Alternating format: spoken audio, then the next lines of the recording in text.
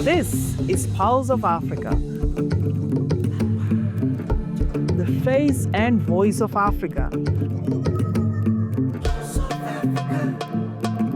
The story of resurgent and burgeoning Africa is here, only on the Pulse of Africa channel.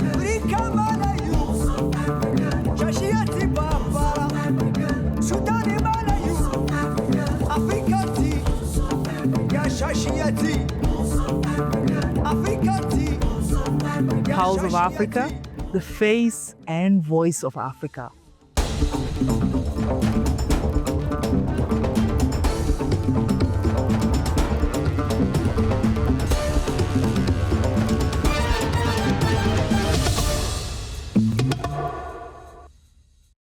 Hello viewers, I'm Adam Masai and welcome to Pulse of Africa News, bringing you the latest updates from across the Africa.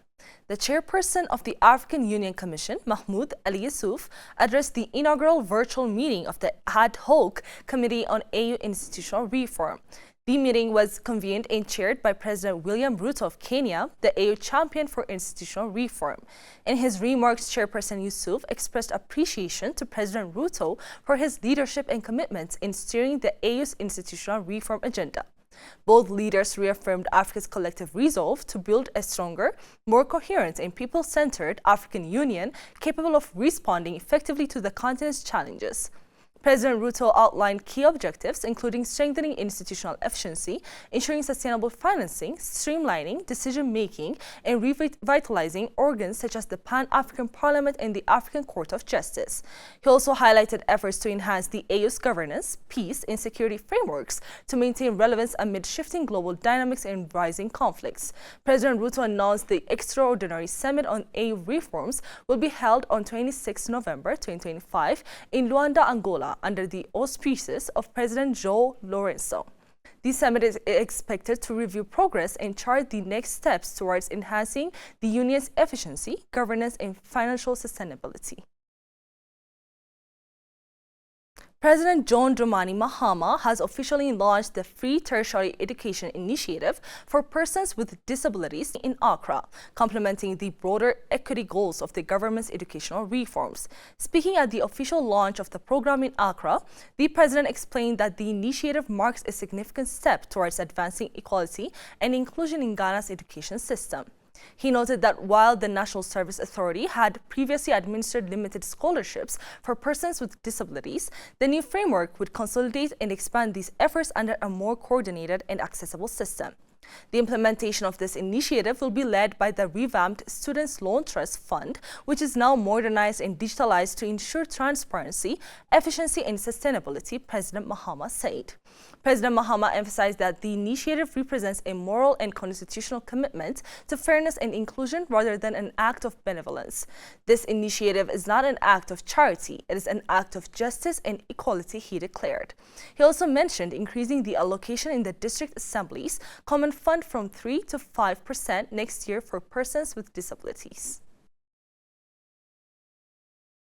Libya's acting Minister of Oil and Gas, Khalifa Abdul Sadiq, met with Qatar's Minister of State for Energy Affairs, Saad Al-Kaabi, on the sidelines of the 27th Ministerial Meeting of the Gas Exporting Countries Forum held in Doha. The discussions focused on strengthening bilateral cooperation, exchanging expertise, and promoting investment in modern technologies to advance the oil and gas sector. According to a statement by the Libyan Ministry of Oil, both sides also explored opportunities for joint projects and broader collaboration in various energy fields between Libya and Qatar. Libya, home to Africa's largest proven oil reserves, is working to restore and expand its energy production after years of conflict and instability that disrupted operations. The government has been seeking foreign partnerships to upgrade infrastructure, enhance gas utilization, and diversify energy sources.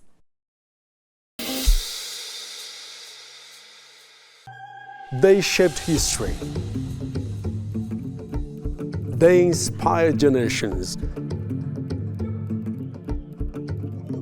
They are the notables.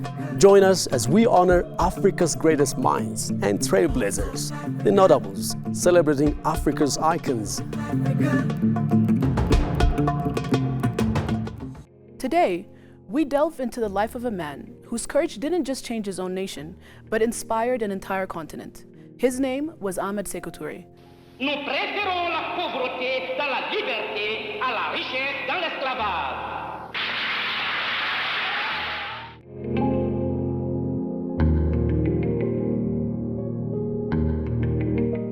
Touré was inspired by these moments and forged connections with fellow African leaders. He studied the strategies of liberation across the continent.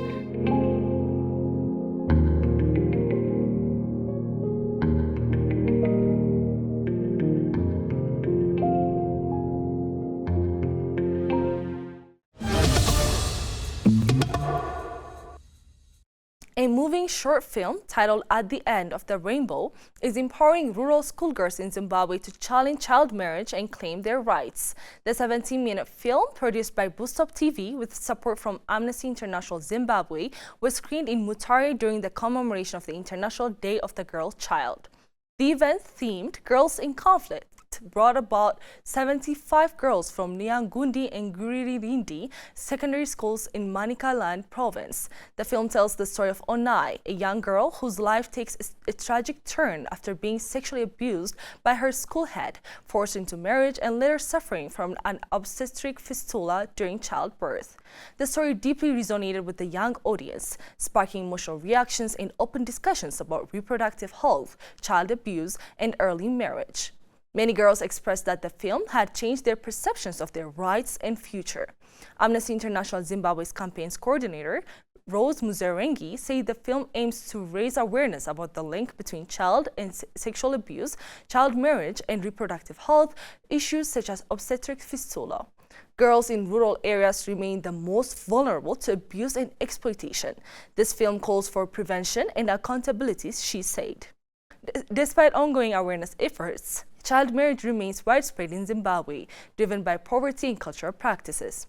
Muzerengi urged authorities to fully implement the Child Protection Act signed by President Emerson Mnangagwa last year to ensure the perpetrators of child abuse and forced marriage are held accountable. Burundi and the Democratic Republic of Congo are moving forward with efforts to boost small-scale cross-border trade, holding a meeting in Bujumbura to review progress on reopening the Buganda, Nyamoma, and Mbarampo-Rubenga border posts. The discussions aim to finalize a roadmap for completing remaining tasks, including the construction of temporary administrative offices, provision of boats for crossing the Rusizi River ahead of bridge construction, and harmonization of migration documents. A joint communique between the two governments is also expected to formalize the process. Dr. Christopher Onyango, Director of Trade and Customs at the COMESA Secretariat, commended both countries for their commitment to strengthening small-scale cross-border trade, highlighting the initiative's potential to generate economic, social, and political benefits. Supported by the World Bank under the Great Lakes Trade Facilitation and Integration Project, the border reopening is expected to restore livelihoods, promote regional stability, and enhance public confidence in security and health measures across the Great Lakes region. The border closures between Burundi and the DRC have long hindered small-scale traders who rely on cross-border commerce for their livelihoods. Reopening these posts is part of broader regional efforts under COMESA and the Great Lakes Trade Facilitation and Integration Project to enhance trade, reduce barriers, and promote economic integration.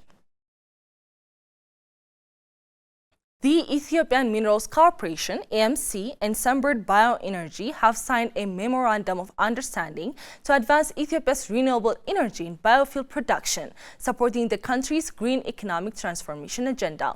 AMC CEO Tedros Getachew described the partnership as a strategic collaboration for sustainable growth, energy independence, and environmental resilience. The initiative will develop an integrated bioenergy project producing bioethanol from cassava, with plans to expand into sustainable aviation fuel, potentially producing 530,000 million liters per year by 2028 up to 2029. Sunbird Bioenergy Africa CEO Richard Bennett said his company is the largest renewable fuel producer across Africa and play a key role in driving the continent's net zero energy transition. The project also aligns with Ethiopia's national strategy to responsibly harness natural resources, promote low-carbon growth, and modernize the aviation and transport sectors. Officials from the Ministry of Transport and Logistics and Ethiopian Airlines emphasized the collaboration's role in combining economic growth, environmental sustainability, and industry development. The agreement came at a pivotal time as Ethiopia advances its national strategy to responsibly harness its natural resources and transition to a low-carbon economy.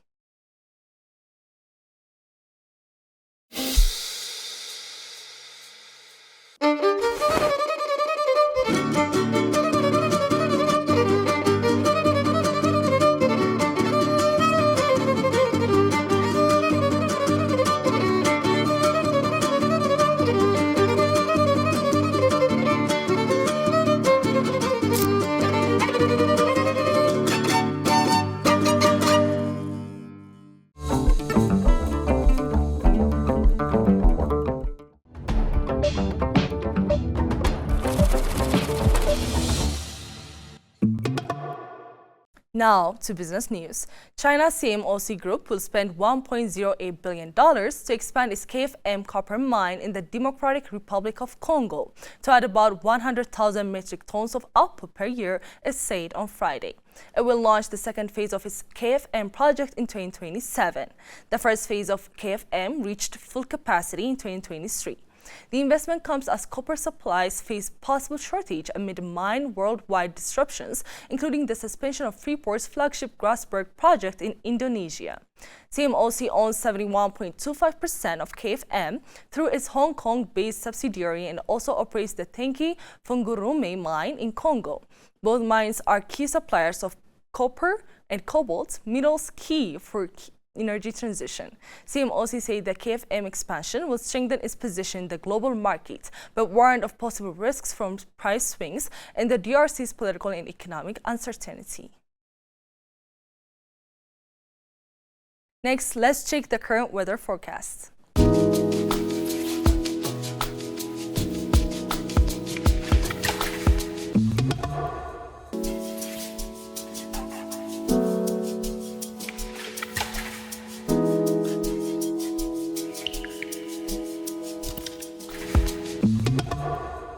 That's all from Pulse of Africa News. Thank you for joining us and stay tuned for more stories that matter to Africa and beyond.